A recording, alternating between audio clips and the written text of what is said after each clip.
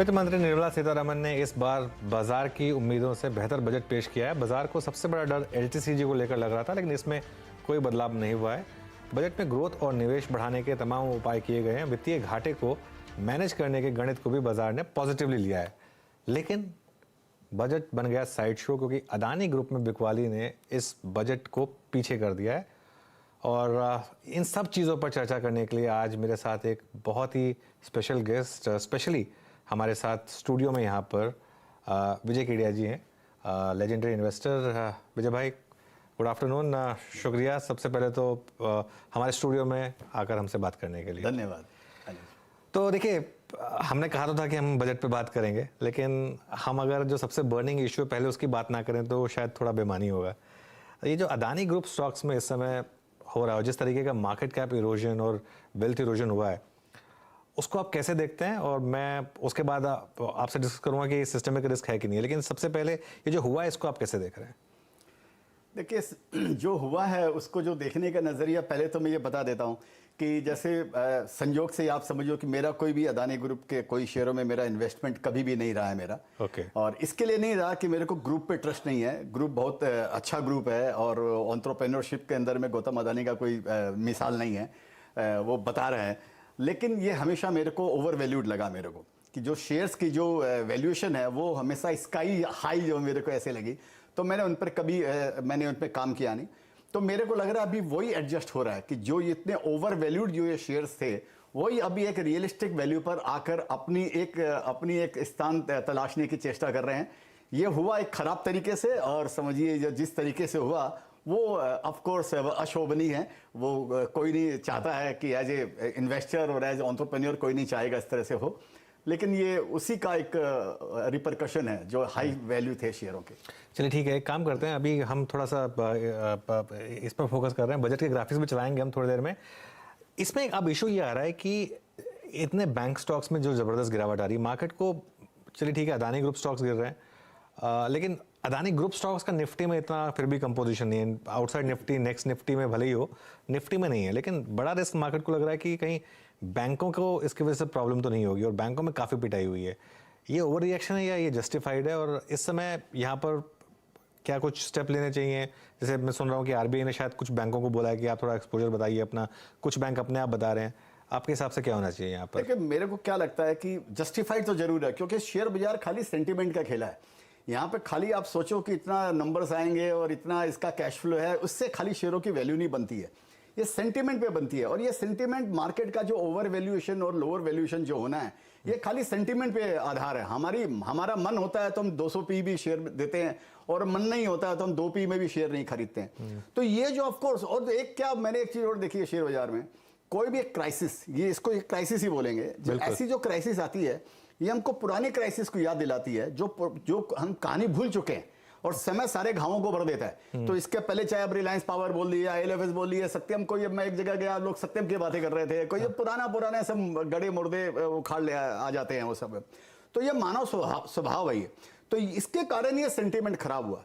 एक चीज इसमें देखने लायक है कि आप देखिए कि कल जो बैंकों को वगैरह का जो है, या समझिए कल जो इशू जो लास्ट में भरा गया, किसी भी तरह से भरा गया, उसमें किसी बैंकों का नाम नहीं आया कि किसी बैंक ने वो, या किसी एलआईसी का फर्दर नाम नहीं आया, बल्कि एक जगह स्टेटमेंट है कि एलआईसी ने अपनी इंटैक्ट रखा, उन्होंने कोई एक्स्ट्रा उन्होंने नहीं भरा।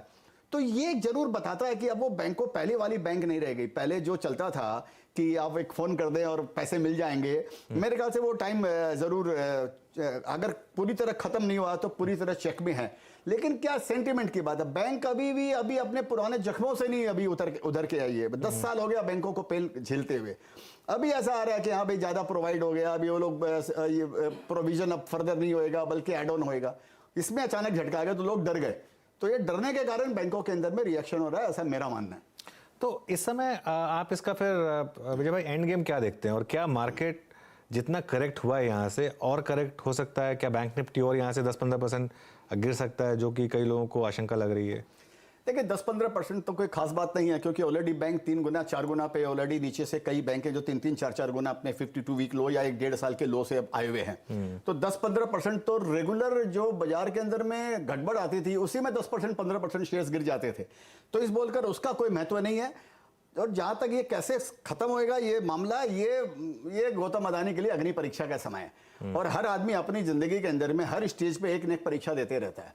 तो वो लेकिन जैसे जैसे वो उठता है वैसे वैसे परीक्षा का जो लेवल होता है वो थोड़ा सा कमजोर होता है। जैसे जैसे ऊपर उठता है वो परीक्षा भी वेलोसिटी, वो भी अग्नि परीक्षा की जो लो होती है वो बड़ी तेज होती है। तो ये उसके लिए एक परीक्षा की घड़ी है। मेरे को लगता है ऐसा धीरू भाई अंबानी के साथ में भी हुआ था। अगर आपको याद होगा वीपी सिंह ने उनका वो आरपीएल या क्या वो उनका बॉन्ड का क्या उन्होंने कर दिया था, कन्वर्ट नहीं कर सकते। ये उनके जिंदगी में बहुत आए।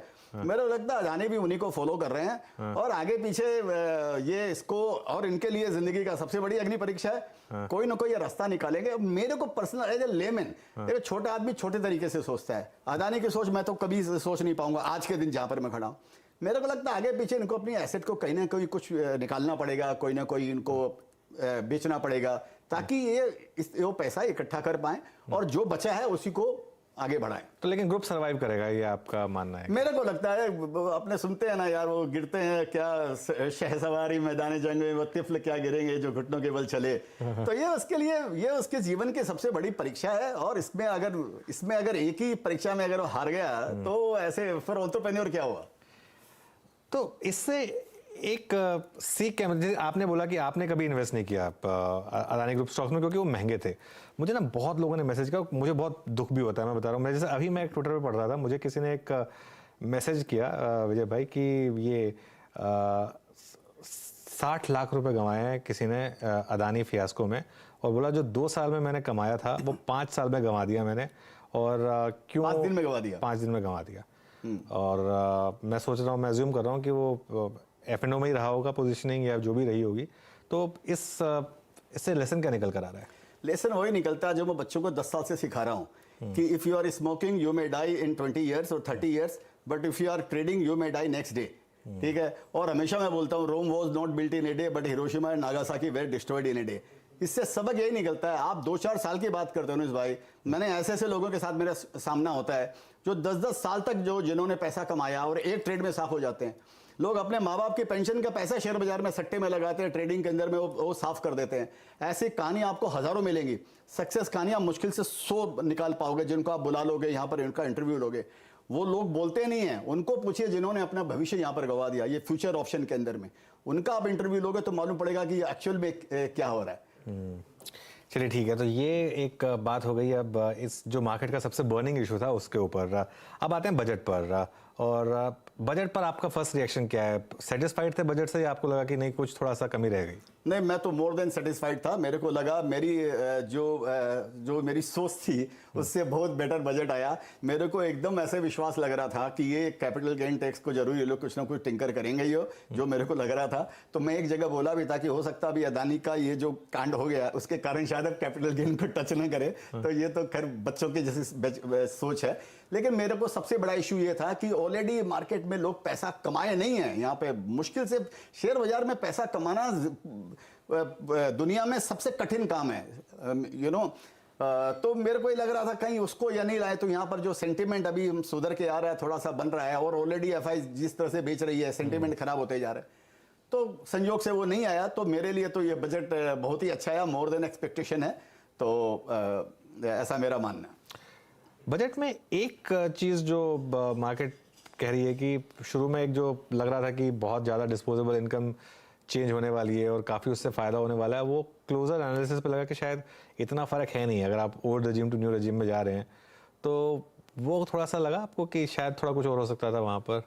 मेरे को मालूम नहीं, मेरे कई पॉइंट्स है। आप किसी को खराब बोलोगे, किसी को अच्छा बोलोगे, आप सबको तो देखो खुश रख नहीं सकते हो लाइफ के अंदर में। अपने जॉइंट फैमिली में भी ऐसा ही होता है कि आप सबको एक तरीके से खुश नहीं रख सकते हो। एक जगह मैंने पढ़ा, उन्होंने जो टैक्स वैक्स का उन्होंने जो 5 लाख से 7 लाख जो किया है, ऑफकोर्स वो न्यू रिजिम में, उसमें 35,000 रुपये का फायदा होएगा। आप तो 2 करोड़ आदमी टैक्स नहीं भरते हैं यहाँ पर इंडिया के अंदर में, और 147 करोड़ आदमी पूरे इंफ्रास्ट्रक्चर का डायरेक्ट टैक्स की बात करते हैं। जीएसटी सभी भरते होंगे कोई ना कोई रूप के अंदर में। ऐसी कंट्री के अंदर में जहां पर जिस तरह के आपको टैक्स की परसेंटेज जो पॉपुलेशन के हिसाब से, उसमें आप सबको कैसे खुश रख पाओगे? तो मेरे को लग रहा है कि आप ओवरऑल अगर स्थिति को अगर मिलाकर अगर देखें तो बहुत ही उत्तम बजट है।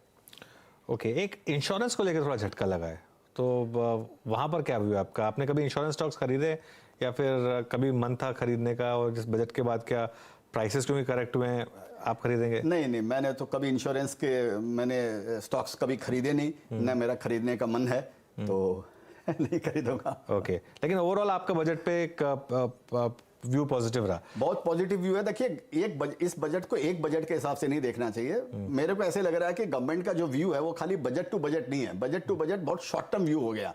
आपने कभी मुकेश अंबानी को बजट को क्रिटिसाइज करते हुए मैं तो मेरी जिंदगी में कभी नहीं सुना। तो जिसके लक्ष्य बड़े होते हैं ना, वो ये जैसे हम लोग बोलते हैं मार्केट में कि क्वार्टर टू क्वार्टर आपको नंबर्स देखकर आप कभी पैसा कमा नहीं पाओगे। ऐसे बजट टू बजट अगर आप देखोगे मार्केट में तो आप इंडस्ट्री सेटअप नहीं कर पाओगे यहाँ पे। तो आपको एक लंबा देखना पड़ेगा। सरकार अमृत काल को उसमें चल रही है, 2047 का व्यू लेकर चल रही है, $26 ट्रिलियन की इकोनॉमी की बात कर रही है, $10,000 पर कैपिटा इनकम की बात। तो हमारा लक्ष्य बहुत बड़ा है। ये छोटे मोटे हर्डल बीच में आते रहेंगे कि कभी इसको खुश रखो, कभी इसको खुश रखो, ऐसा पॉसिबल नहीं है रियल लाइफ में। ओके, तो चलिए अब बजट की बात और करेंगे हम। बजट पीछे छूट गया अब, और कल फेड का भी डिसीजन आ गया। मार्केट इस समय कहाँ प्लेस्ड है विजय भाई? आपको क्या लग रहा है, मार्केट इस समय फेली वैल्यूड है, ओवर वैल्यूड है, अंडर वैल्यूड है? क्या यहाँ पर स्टॉक्स में पैसा बनेगा, इस साल पैसा बनेगा स्टॉक्स में, या फिर फिक्स इनकम बेटर रहेगा? देखिए मैं तो कभी फिक्स इनकम में पैसा लगाता नहीं हूँ। हाँ। वो टेम्परेरी लगाता हूँ, कोई मेरे को काम होता है उसके लिए, और न मेरे पास में कभी लिक्विडिटी रहती है शेयर्स की। तो मेरा तो ऑफ कोर्स मेरे तो गिरधर गोपाल, दूसरों ना कोई मेरा तो सारा शेयर बाजार ही है। और ऐसा हो सकता है कि इस साल जो मैं लोगों की बातें सुनता हूँ, तो मैं क्या हमेशा आपको बहुत ज़्यादा वो आकांक्षा नहीं रखता हूँ कि अरे इस साल तोड़फोड़ हो जाएगी, डबल हो जाएगा, ट्रिपल हो जाएगा। हो सकता है इस साल आपको मीडियोकर रिटर्न दे।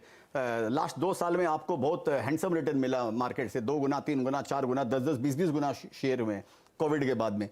हो सकता है एक साल आपको रिटर्न नहीं आए। तो मेरा view year on year YOY basis पे नहीं रहता। मेरे को वो फॉर्मूला बड़ा हास्यास्पद लगता है कि मेरा ईयरली रिटर्न इतना है, 15% है, 12% है, वो मैं उस हिसाब से नहीं करता हूँ। मेरे को लग रहा है कि अगले 5-10 साल बहुत अच्छे हैं और बहुत ब्राइट फ्यूचर इंडिया का, उसमें एक साल का कोई महत्व नहीं है अगर अपना लॉन्ग टर्म का अगर ध्यान है तो। चलिए एक काम करेंगे, एक छोटा सा ब्रेक लेंगे और ब्रेक के बाद इस कॉन्वर्सेशन को आगे बढ़ाएंगे। कहीं मत जाइए और ब्रेक के बाद लौट कर आते हैं। Welcome back. हम इस समय चर्चा कर रहे हैं जाने माने निवेशक विजय केडिया से, और बात कर रहे हैं अदानी ग्रुप, बजट और आगे मार्केट के लिए क्या लाइंड अप है। विजय भाई, तो इस समय मार्केट में अपॉर्चुनिटीज़ कहाँ पर हैं? आप पर्सनली कहाँ इन्वेस्ट कर रहे हैं इस समय? मैं तो अनुज भाई वहीं इन्वेस्ट किया, ऑलरेडी इन्वेस्ट किया हुआ हूँ मैं तो। अतुल ऑटो में किया है? हाँ, जैसे अतुल ऑटो में भी नया इन्वेस्टमेंट किया मैंने, अभी प्रेफरेंशियल लिया, जैसे आपको मालूम है।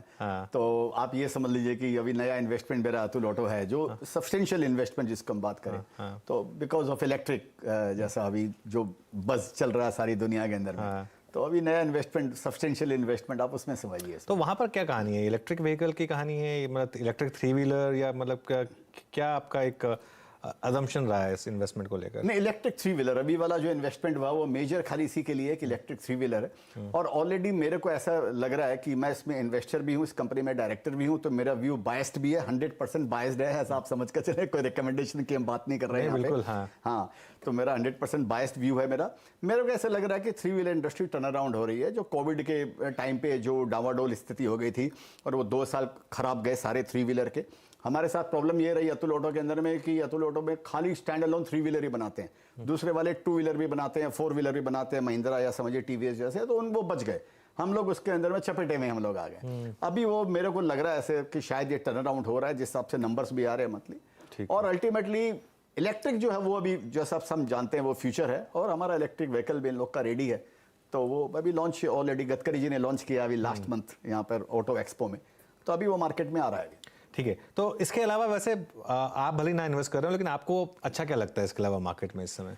देखिए, मेरा जो कई सेक्टरों में मेरा इन्वेस्टमेंट है, जैसे टेलीकॉम से रिलेटेड भी कोई कंपनी है, जैसे उसमें भी मेरा इन्वेस्टमेंट है।